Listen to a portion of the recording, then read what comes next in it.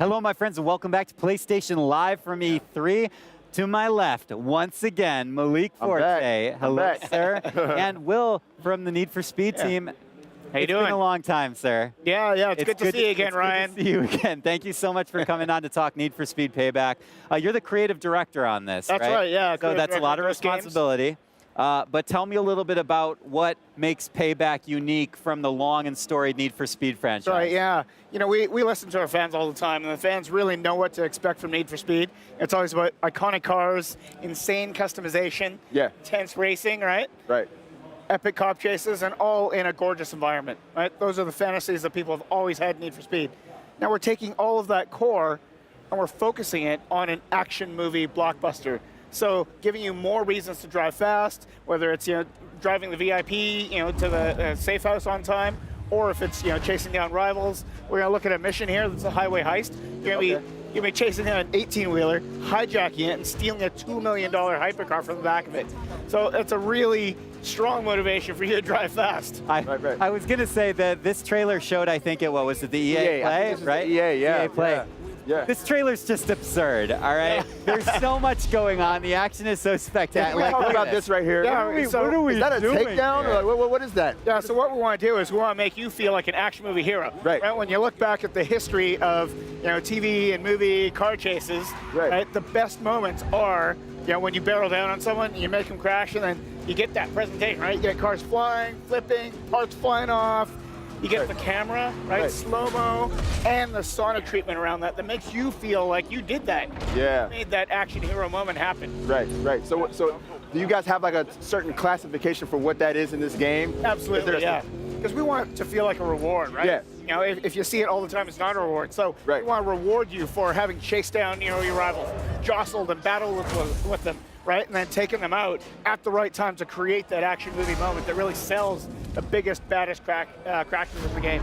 I love it. Now, I got to talk about the main characters, because that's another point that we were just talking about, actually, is you guys have teams all around the world specializing in different fields. You guys really want to put that action movie story front and center. Yeah. Tell us a little bit about the characters that are going to be the face of Payback. Now, with our narrative teams, our cinematic teams, we really wanted to create characters that are relatable. That's what our fans want, is they want strong motivation to drive fast, right? And how better than to do that than 3 characters that represent the breadth, the variety of gameplay that we have in Need for Speed Payback. So we got Tyler, the aspiring street racer.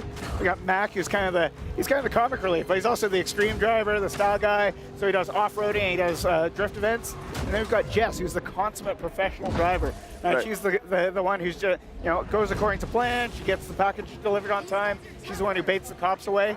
We've got 3 characters that really come together, collaborate, and win against all odds to bring down the house, the bad guys in our game. Right, you kind of take control of all 3 of them as the story progresses, That's right, yeah. You can switch between them, and then on the map it shows you, if you switch to Mac, you want to do some drifting, drift events pop up on the map, right? You want to do some action missions, boom, you switch to Jess, there they are. Right. But then we have these blockbuster missions where you have to play all 3 as they collaborate. Is that kind of what we saw? That's right. So I know what Tyler, he's chasing down that truck, he's battling with the House of Horses. And then once Jess jumps on the truck and hijacks the Koenigsegg, it's her time to shine, getting away from those cops. Excellent. I love it. Good. It's so nice. How are those story missions structured? Like, do you guys unlock it one at a time? Do you get to pick from a selection? Like, how are you guiding player progression? Yeah, so right when you start off Need for Speed Payback, we give you a little intro to the characters, give you an intro to what they're up against. It is a revenge story, and so our crew, they're trying to make their way in the city of Silver Rock. And then, they take this job and things kind of go wrong, right? And it's all set up by the house, this evil cartel that controls everything in the city. And they do some bad things to our crew early on, right? It's a big setback, and then Tyler has to reassemble his crew to get payback against the house. Ah, it's the name. There you go. Yeah. Now tell me a little bit about that customization. Yeah. Obviously, it's important to you guys. Customization is always off the hook in Need for Speed, right? In the last Need for Speed, we had millions and millions of unique rides uploaded, and now we're making it even more flexible. The fans have asked for more parts. Wait, hold on. Millions and millions, and you want to make it more flexible? I was like, no, you've already achieved maximum flexibility.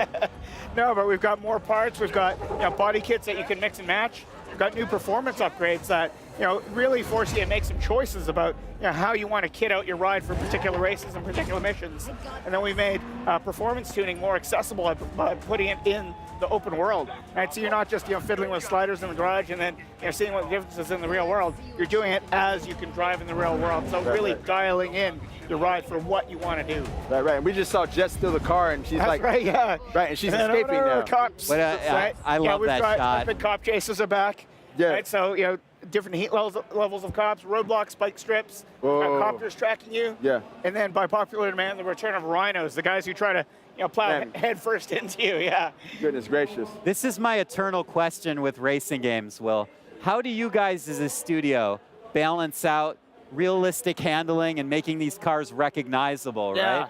But also keep it fun, keep it fast-paced, keep the rhythm. Glad you asked that, because we've got the power of Frostbite physics. Right? It's a full, deep physics simulation, right? And we recreate real-life cars, but then our goal is hero driving, right? We want to make everyone who picks up the DualShock to really feel like a hero right away, right? You're learning the basic controls, you're speeding down the highway, and it's kind of a shame when people have an idea of what they want to do to make those hero moments, but they can't make it happen. So our hero driving physics makes you the hero at all times. Right. Now, I want to go a little bit back to the customization for a second.